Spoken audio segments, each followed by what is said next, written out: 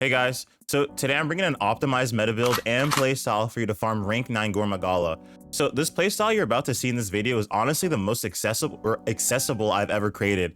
And I know like a majority of this channel's audience is mainly like bowgun users, but if you've ever wanted to play longsword, you can make this build and copy this playstyle to learn a few core mechanics of longsword to fight Gore Magala and other monsters honestly. It's the safest possible way that you can fight this monster, and it absolutely has 0% risk, and it's extremely comfortable.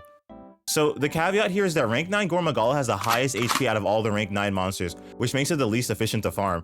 But if you do want to take him on, the best weapon to farm him is without a doubt the longsword. The reason I haven't made a heavy bowgun video of how to basically hunt rank 9 Gore Magala is because his insane HP pool makes you run out of bullets very fast, and a melee weapon is honestly more efficient to use against Gore Magala than a ranged weapon that has like finite ammo where you have to keep restocking and stuff. Anyways, guys, thanks for watching, and we're gonna head to the table of contents. All right, guys, so if you just want the build, head to the timestamp down below. But there is some really interesting tech I want to show you that can help you abuse longsword. And even for beginners or someone who's never played longsword, you can use this as well. It's a super simple and safe, no risk playstyle, and you're gonna be optimizing your damage. So if you want to understand the numbers and actual skills of the build as well, then you can watch the build analysis, but just pick whichever section you want to go through. All right, let's get to work. So the core of this playstyle starts with Spirit Blade. Normally, you'd have to attack first and then go into Spirit Blade charge, but here you can actually roll directly into Spirit Blade charge when your weapon is drawn. We're going to be abusing Evade Extender 3, which gives your roll massive reach. It lets you close gaps safely and punish Gore Magala's end lag, like basically his long end lag animation, with an immediate spirit charge into round slash. It instantly builds your gauge, so in the clip you're seeing below, you can see how I have my weapon drawn and I roll really far, and then I'm able to get into an immediate spirit charge. Alright, now the second piece of tech is learning how to cancel Spirit Blade charge. So if you press roll too early during the animation, you'll get into the special sheath, which you don't want because special sheath is inherently risky, you know what I mean? And we're trying to be as safe as possible. So if you hold it long enough though, you can roll cancel out of a spirit charge. This safety net keeps your playstyle with 0% risk, letting you bail when Gore recovers faster than expected.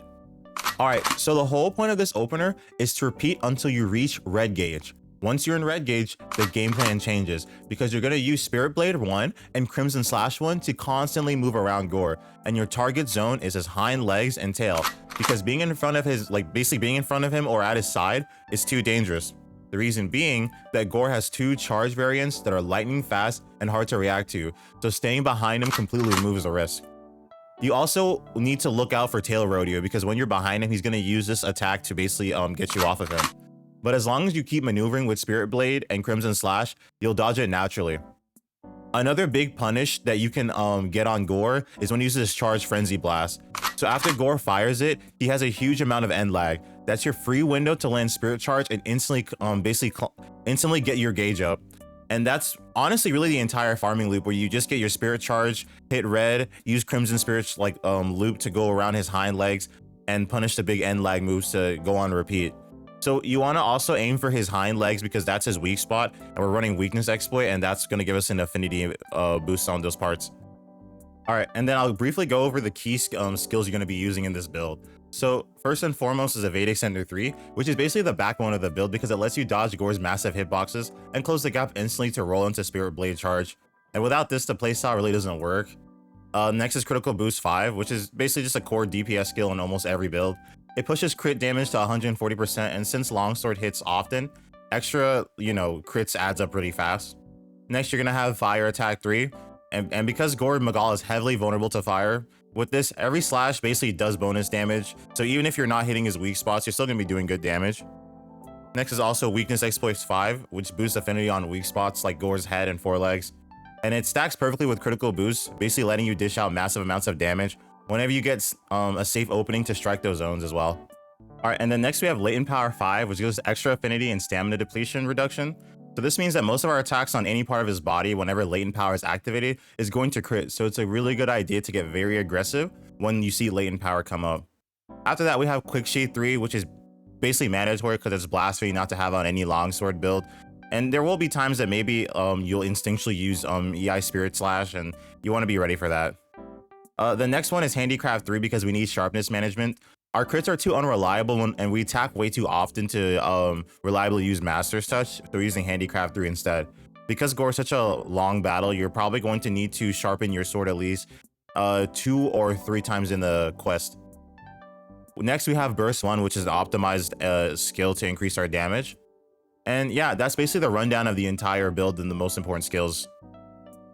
All right, guys, well, here's the build. This is the equipment, decorations, charms, reinforcements, basically everything you need to do.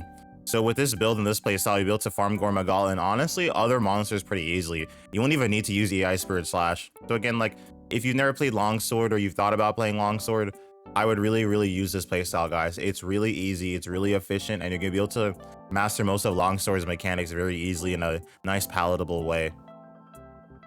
All right, guys, thanks for watching, and if you have any requests, just let me know in the comments. Thank you and take care. I hope you have fun playing Monster Hunter.